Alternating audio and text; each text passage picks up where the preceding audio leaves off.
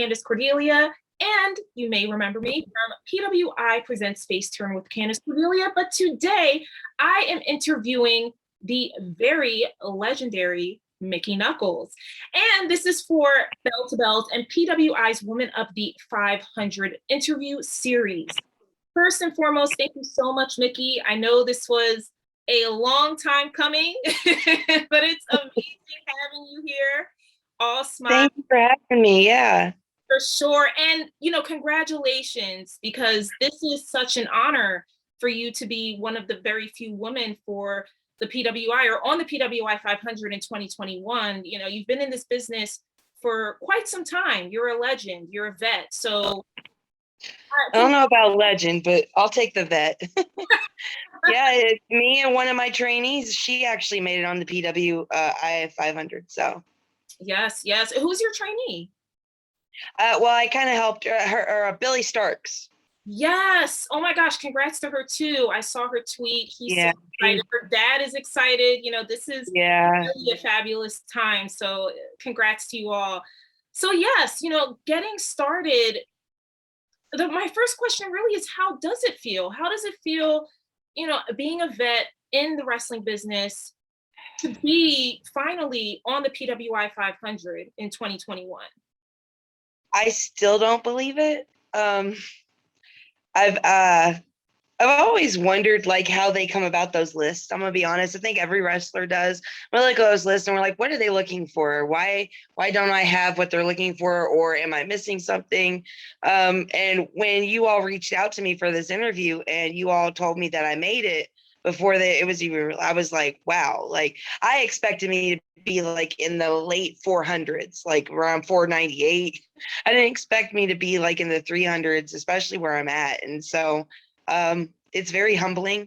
I'm very honored to be on it. And I hope that I can continue to try to do well and maybe make it again next year. Who knows? So anything's possible now.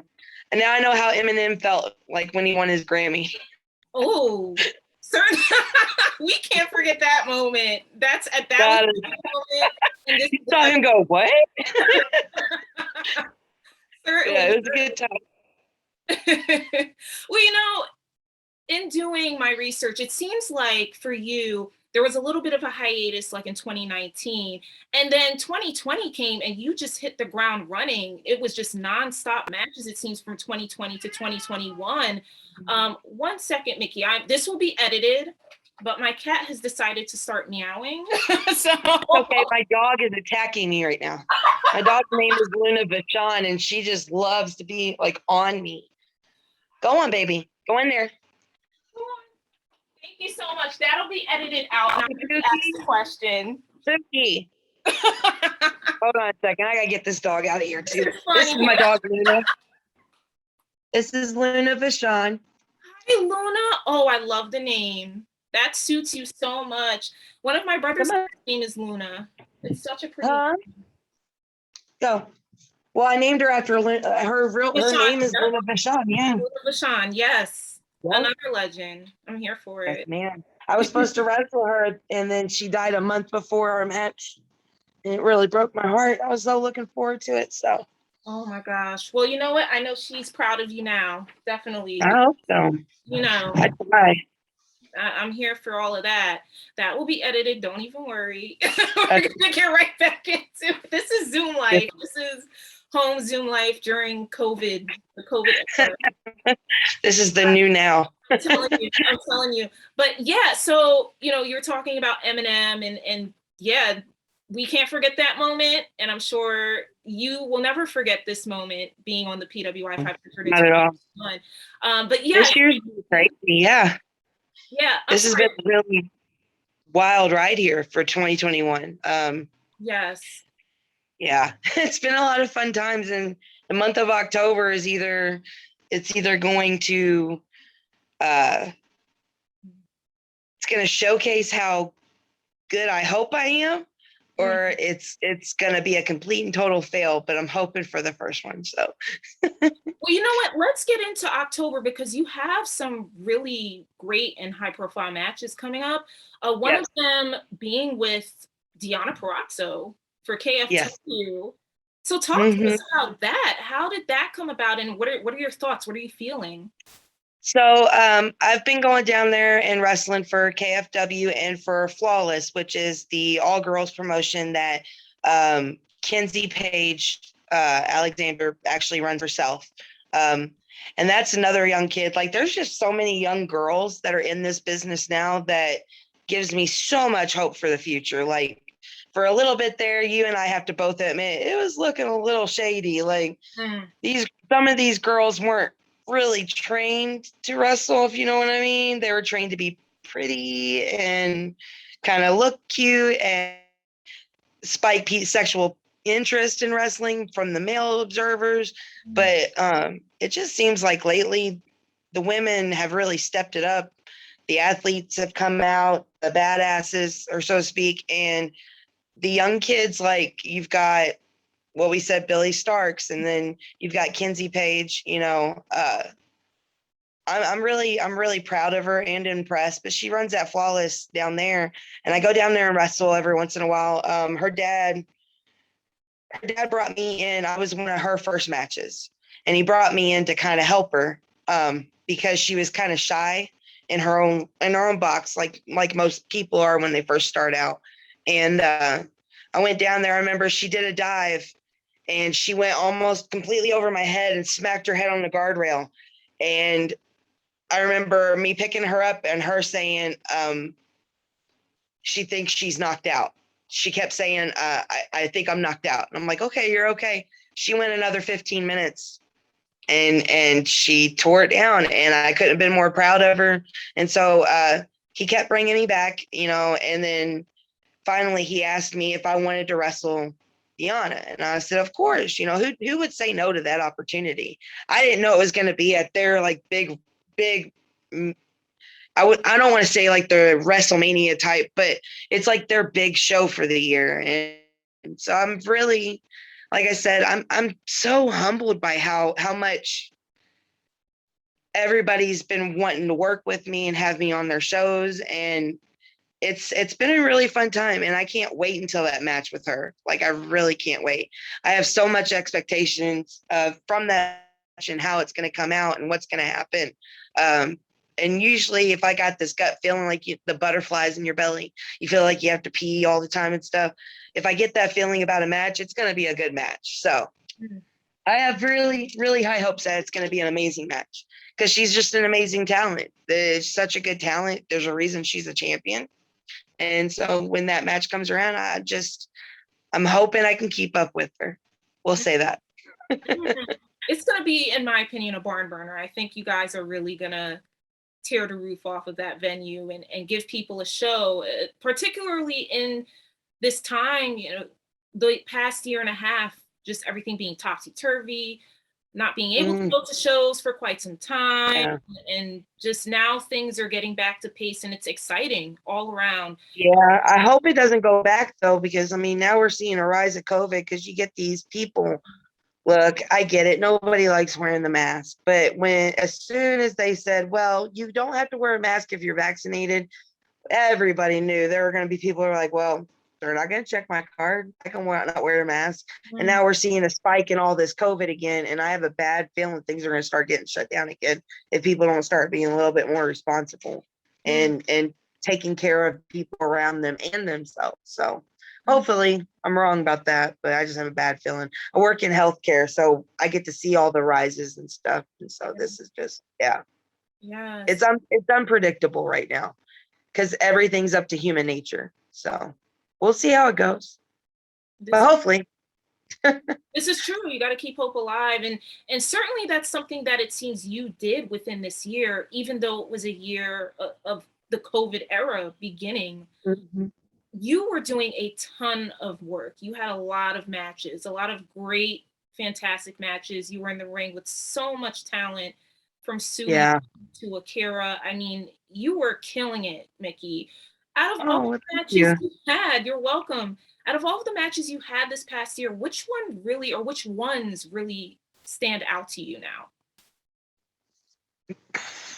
Um, so anything I've done for Flophouse Wrestling, because during the whole COVID thing, people couldn't go to shows. So a lot of wrestling companies or even wrestlers, you had Joseph Schwartz and Randy West, and they decided, okay, well, people want to be entertained. They're stuck in their houses all day, every single day. It gets boring and tedious.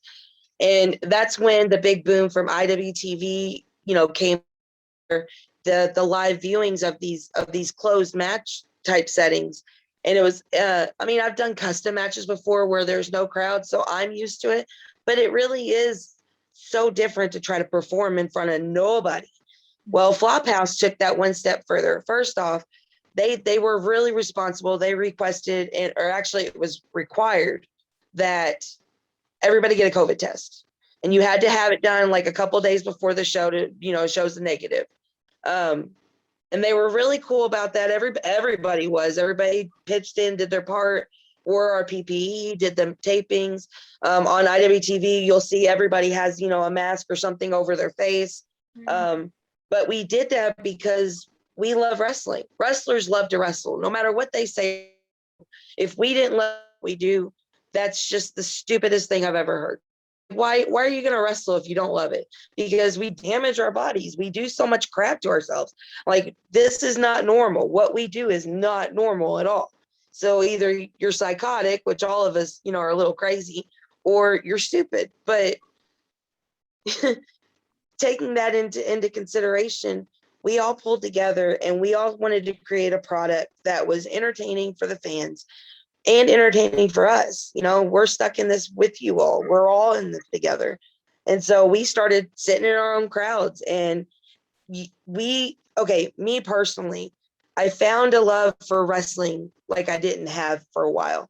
Like, being a fan, you all have such a cool perspective because you all see it from the other side of that glass. And you all see it, as a pure fan of the sport, the catches, and everything else. But from our perspective, we've been so jaded because, we wrestle for years and we're in and out of the locker rooms. We don't get to observe it as a fan does. And we did that. We got to do that at Flophouse. And I think that's what made those shows really awesome. And then you had, on top of that, we got to do really cool matches, really, really good promos setting up for it because, everything's taped there. And it was just a good vibe and a good feeling. So every match I had at Flophouse, I felt like I had really been born into this new character, into this new creature that I was. I had just gone through a bad separation and divorce. Like, I'm still going through the divorce now. And I feel like I cheated on wrestling with a marriage. I really do. And I'm just lucky that wrestling's allowed me to come back. And then when I got to do Flophouse, it just made it, I felt at home. There's no other word to describe it. I felt at home. I felt alive. I felt accepted. I felt, as part of this group of people. We're all a bunch of misfits, but it's a good time. And then I had matches with Dale Patrick's there. We had a match. It was in another wrestler's home. He had a ring set up in his gym. And so we had a match, and that was a fun match. I tried to drown him in the hot tub and they stopped the match. So I won because I tried to drown him. And then I wrestled Joseph Schwartz there. And that was a really fun match because our different characters and personalities, they contrast each other so well. I wrestled a girl named Hannah there, short little girl, red hair, but man, she's got some ability too. She's young too. She kind of reminds me of a young Lufisto. Like, she's got that thick build, the athletic build, but she can go, go, go, go, go. She's like a little chihuahua on crack. Like, she just doesn't stop. And then I wrestled Justin Kyle in a cage there. That was fun. I won that by repetitively stabbing him in the dick with a spike. So that was a good time. Oh yeah, I'm a little crazy. I don't know what I'm going to do until I do it. I really don't. Or what I'm going to say until I'm in that moment. And that's what this whole new character is. Like, I think she's a part of me that has really just accepted things and found a flow in everything and made it work. So, but Flophouse definitely made that happen. Then once I left, or once it started going to other shows when they opened up. I had a show or a match with Chuck Stein up in Michigan, I believe it was. And that's actually how I got these gusset plate markings on my chest right here. Okay. It's because of hold on. It's because of he put a gusset plate in my chest, chopped it, and then kicked it in. And when it went in and slid. And then I yanked it out. And when I did, it just bled everywhere. I still got that bra. Probably should sell that bra if I take advice from everybody else. But yeah. But that match was fun. The match against Akira at AWR has been widely talked about. That match went almost 25 minutes, I think it was, maybe 30. Didn't feel like it when we were there. We were just killing each other, but that was a fun time. The match I had with Eric Ryan at No Peace Underground in Indianapolis, that was a really good match. It's probably one of my favorite matches so far, just because of the story that it told, and then the brutality on top of that. It was just, yeah, like you find these people in wrestling, wrestlers do, and you mesh so well that I don't know. It's almost it's very artistic the way it goes about. It's just beautiful the way it happens, and you've got such chemistry with somebody, and you can go in there and beat the hell out of each other, and then afterwards, people love it, and you walk away from that match feeling like you've left everything on the ring. That's that match I have with Eric, and then I had a match with Casanova Valentine that weekend that I really liked. The match against Josh Crane, I had never wrestled Josh Crane before, even though, we've mixed in a lot of companies together. Never had a death match with Josh Crane or any match for that fact. And that match was really good. The finals there was good. Trying to think. I think I had a match against Jimmy Chondo for H2O. And that was really good. That was a fun time. I wrestled Kennedy Copeland at H2O as well. She's another girl I'm looking for really doing something. She's got talent and ability as well, and she's being trained so well. Matt Tremont's school up there at H2O is awesome. Like, I've never seen such respectful kids who bust their ass and work hard, and he is so good with them. Like, you get some trainers that are just absolute dicks. Tremont's not one of those. Like, he demands respect, but he's also one of those trainers that knows how to highlight something in each individual student and that really shine through and build on that for them. And that's just, you don't find trainers like that very much. So if you're ever looking for a school, or anybody is, I highly suggest Tremont's. I know there was some more. I had a match. Ooh, what is her name? I'm so terrible with names. I've got like 24 concussions. I don't remember nothing. Skylar? No, that wasn't her name. It was down in No Peace Underground. I wrestled her in Florida. It's the only time I've ever been down there so far. But I wrestled her, and that was a really fun match too.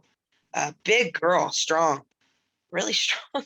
I'm a big girl. Like, I'm a thick girl. You've seen all my size. There ain't, hiding it. Yeah, she picked me up and choke slammed me on a shopping cart with light tubes on it. And she picked me up squarely by my jaw. Like, it was nothing but jaw just dangling me up. And I was like, holy shit. And she just slammed me down. I was like, all right, here we are. She scared the hell out of me. I'm scared of heights, bro. No. But yeah, so far those have been like the matches I've really liked this year. But it's not over, and they'll add something almost every weekend in the month of October, like sometimes multiple times that weekend. I think the first month in October, I've got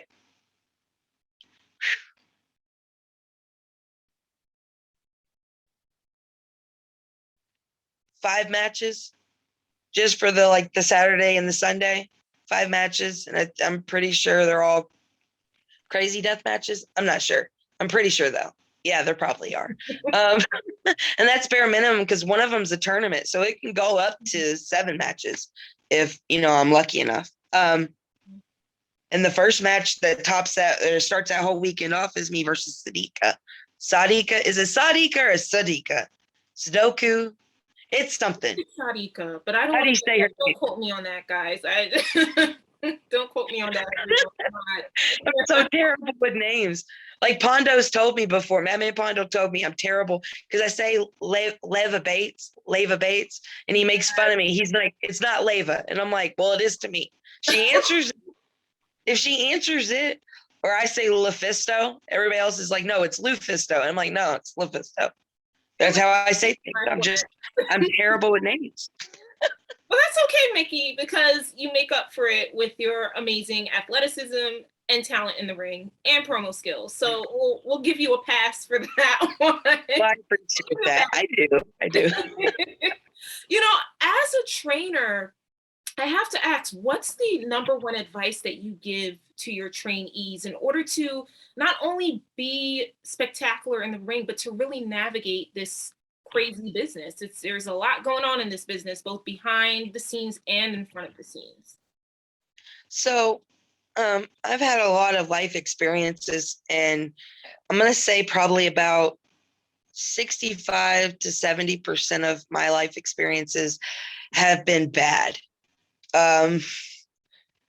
So one of the first things I do teach them is I do kind of give them a general gist of what I've gone through or what I've encountered from anything from promoters not giving you your paydays to other girls in the business maybe having it out for you because you've got a better spot, to having those awkward moments, both in and out of the ring with certain people just because of some of them acting like dumbasses.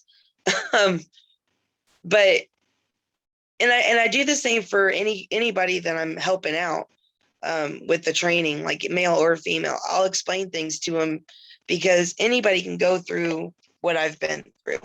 And then I tell them this, not to tell them not to work with certain people or not to do certain things. My whole goal is not to tell them anything like what not to do.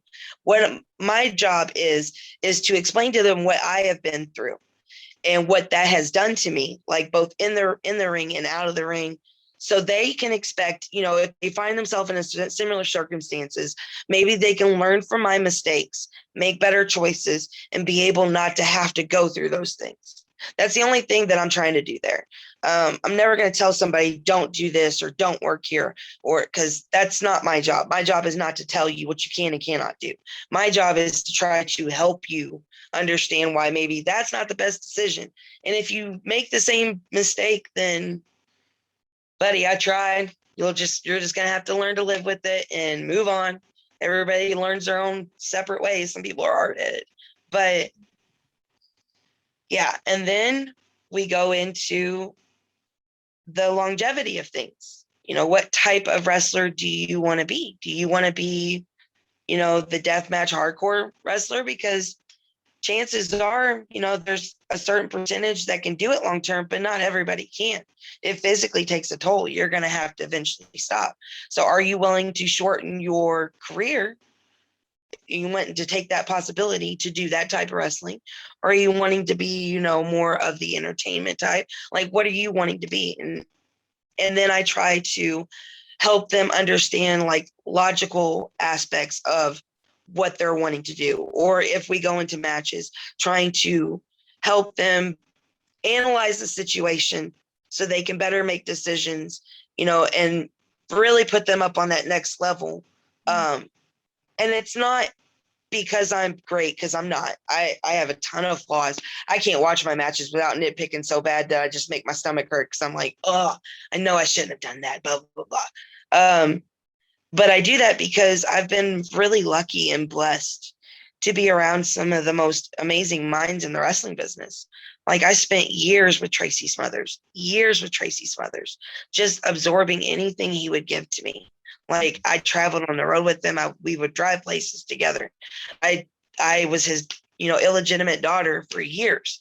And then, I go to other people like before he passed, I got to pick the mind of Axel Rotten, and he had such an incredible mind for not just deathmatch wrestling, but wrestling.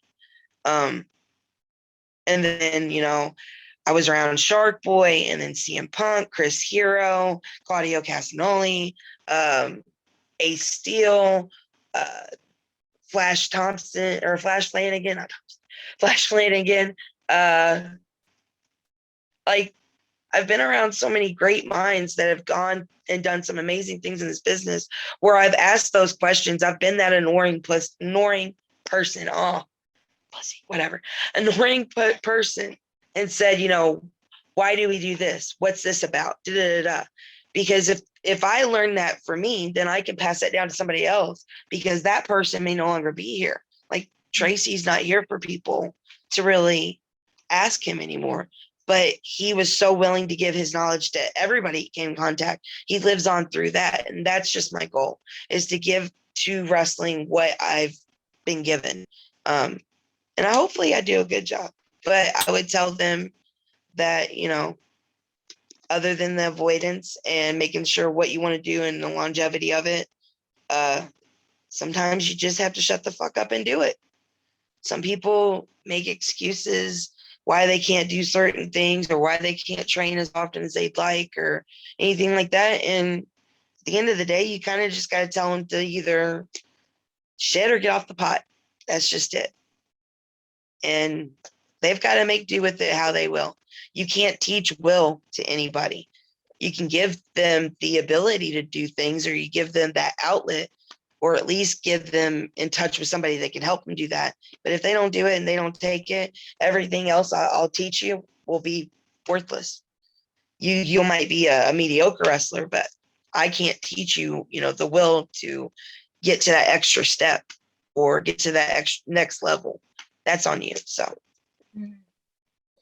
when it comes to deathmatch wrestling, and you've been doing this for such a long time, I mean, and that's not a bad thing. You're really, when it comes to women in the field of deathmatch wrestling, you're one of the greats. There's not many women in deathmatch wrestling. You're still going at it. When it comes to this renewed kind of interest that we're seeing in deathmatch wrestling, especially after the Nick Gage episode that was on the Vice documentary special that we've seen, what are your thoughts on that resurgence, the renewed interest in deathmatch wrestling, and people really, if they have never even seen it, we're now seeing, a newer generation really getting into it. What does that look like for you? I mean, obviously, it's good for all deathmatch wrestlers. It means that there's this need that we can fulfill. My only concern is we've got this resurgence and we've got all these new fans, and that's great. But is this something that if there's too much of it, there's an oversaturation of it, is this something that will eventually feel forced and fizzle out? Or is this something that people can continuously stay engaged in and entertained by, to where, we don't have to get to the level of somebody actually dying in a death match to entertain you?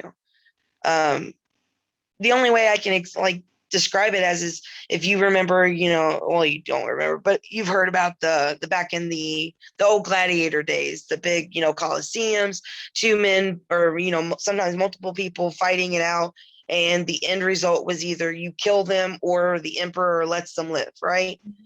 And it was getting to the point during that age where all the fans just wanted to see people kill, and the emperor would appease these fans to, avoid any riots or any type of backlash from the crowd.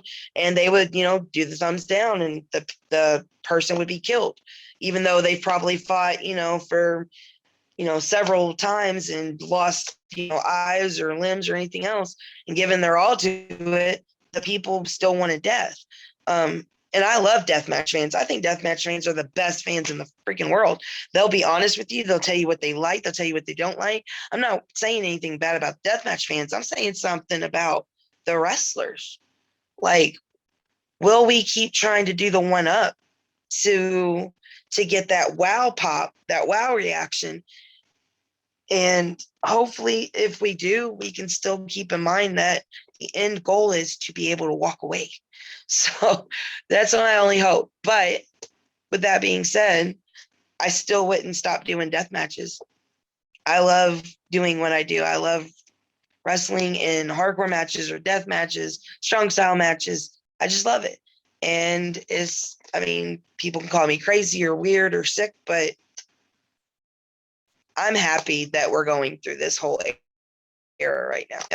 And I think people needed it as a release from what's been going on. It's a nice distraction from the world outside. And I'm happy to be part of that distraction. I'm very humbled, and I can't thank anybody enough that I could be something that would entertain anybody. And I don't know, it's just really cool. It's what I've always my phone died. A few moments later. That was so funny. Phone did the blue screen with my carrier on. I was like, no, I didn't even get a notification. It was running low. Yes, technical difficulties will be So yes, so we're talking about deathmatch wrestling, your legacy in the sport, or rather the field of deathmatch wrestling. But overall, in wrestling itself, where do you see the industry going, from now inching towards a post-COVID era to the future? What are your thoughts on all of that? I feel like there's so much good going on right now with wrestling. And it's good all around. It's good from the fan aspect. It's good from the wrestlers aspect. Everything's really gelling and vibing. And I would hope that it would continue to do so and actually only grow and prosper. Female wrestling as a whole has already evolved. And I never thought I would see the day where on so many different promotions, there is either an all-female match as, the main event, or like an intergender match. And there's so much positivity behind, certain intergender matches. Because before, people were like, oh, women can't beat men and this, that, the other. But I think we've seen evolution, not only in the business as far as women really stepping up and, putting forth that additional effort. And, these women are being kick-ass and they're going at it just like the men. They don't view themselves differently. If you've ever been in a locker room, I'm pretty sure the girls are more crude than the boys. And that's just, it comes with the territory. But I feel like it can only get better for women's wrestling from here. I think that we're positioned at a point right now in history to really make way for the future of female, not only wrestlers, but as athletes, to be thought of in an equal standpoint as their male counterparts. And the whole goal when I started out doing what I'm doing has been because of my daughter and little girls like her. Because when I was little and I saw a wrestling match, I didn't know that I could be a wrestler. It wasn't until I saw Miss Texas beat up Downtown Bruno that I was like, holy shitballs, I want to do that. And it was a hard path to go. From day one, I was told that I was never going to graduate the school that I went to because they had never had a female graduate and they weren't about to start. And they trained me for 2 years. That's 2 years of hell and 2 years of, doing cleaning and cleaning piss buckets and staying late after the shows, training 5 days a week, and then reffing or doing security and cleaning up the shows on the weekend, just to turn back around and go back to work, the next day and be exhausted, to training with multiple different trainers, to where it was very confusing because everybody's got a different aspect and approach to everything. And what's good for one trainer isn't good for the others. And then you have to deal with that. And then getting into wrestling I had to really fight for spots on cards where I went outside my home promotion because, you know, several promotions didn't really like female wrestlers. They thought female wrestlers really like bells and whistles, or just, you know, the bathroom break matches and stuff like that. And it wasn't viewed as anything equivalent to the men. And for years, I got my ass kicked, handed to me. And then my home promotion put me against people like Brain Damage and Necro Butcher and JC Bailey and Isaiah. And, you know, I got to be in the ring with Tracy Smothers and with Todd Morton, Bull Payne. You know, I was very spoiled and blessed, but at the same time, you know, I had to pay in other ways for those experiences. And then to do the wrestling, go to other promotions, and then try to jump into death matches was even harder, because who would ever think that a female could ever be in a death match wrestling match without crying because they broke their nail or something, right? Because that used to be the heavy stigma on us. We were dainty little girls, or we were just the tits on a camel. I mean, that's just what we were. And I wanted a path, no matter how rocky, a clear path for any little girl to be able to do the same. I wanted there to be something that they could go, okay, I've got this way. It may still be rocky, but they don't have to plow through another patch. They've got something they can follow, like a guideline. I didn't do it perfect, and there are some things I wish I can change. And I'm accompanied by some of the most amazing women I've ever met. LuFisto, she was, you know, ahead of me. People forget she was the first girl, you know, to really goes balls to the wall with the men here, because she's my vet. And, you know, there was somebody else named Delilah Starr that wrestled for IWA and did, you know, the first and second, I think, King of the Death match. Or no, she wasn't King. She was in one of the other death matches. But she like had 6 kids, natural birth, and was like one of those pioneer women that just said fuck it and did whatever. And she was crazy. And then you had Luna Vachon, you know, who, you know, she really started this pathway for me, her and Bull Nakano. And I just wanted to do something to kind of contribute and make it easier for little girls to say, that's what I'm going to do, and this is how I'm going to do it.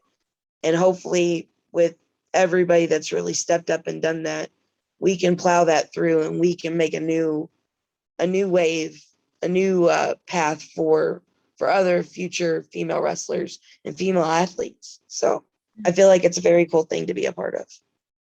Right on. And now you're on the PWI 500 in 2021. So Yeah, the path may have not have been clear, but here you are. it's there. You are. Hashtag blessed. Exactly. Absolutely. My last question for you, Mickie, is, you know, obviously there are 500 names on the PWI 500. If you could pick, and there's so many to choose from, but if you could pick one person on that list that you could have a match with tomorrow, who would that be?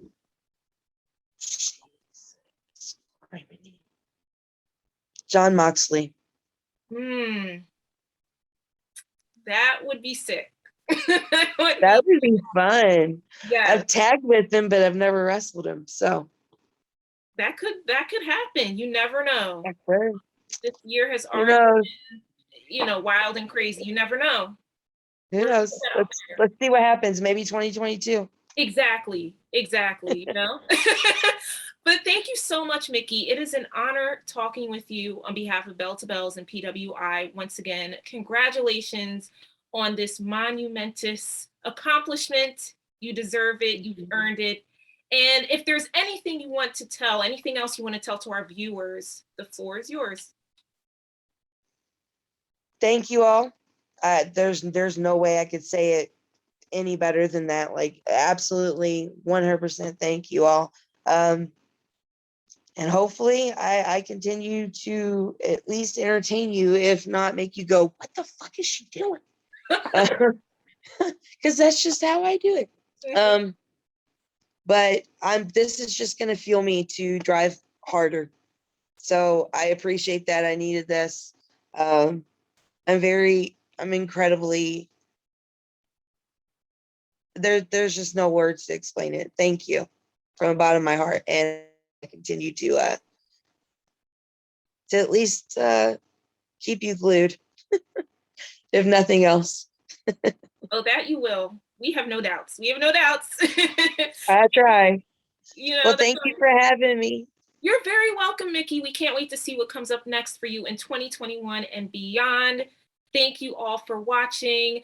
Stay tuned for more interviews with our Bell to Bells and PWI Women of the 500 interview series. And also watch my show, PWI Presents Face Turn with Candace Cordelia, for more exciting wrestling guests. That is on the PWI YouTube. Make sure you follow Mickie Knuckles on all of her social media platforms if you already do not. And buy some merch because, you know, we like to see you buy merch. We all like to see that. A car accident, so it helped. There you go. There you go. There you Please go. support Mickie. Please support her. And also check out more of Bell to Bells and PWI social media content. That's on Twitter, Instagram, YouTube, you name it. We've got it. Thank you for tuning in. My name is Candace Cordelia here with Mickie Knuckles, both signing off.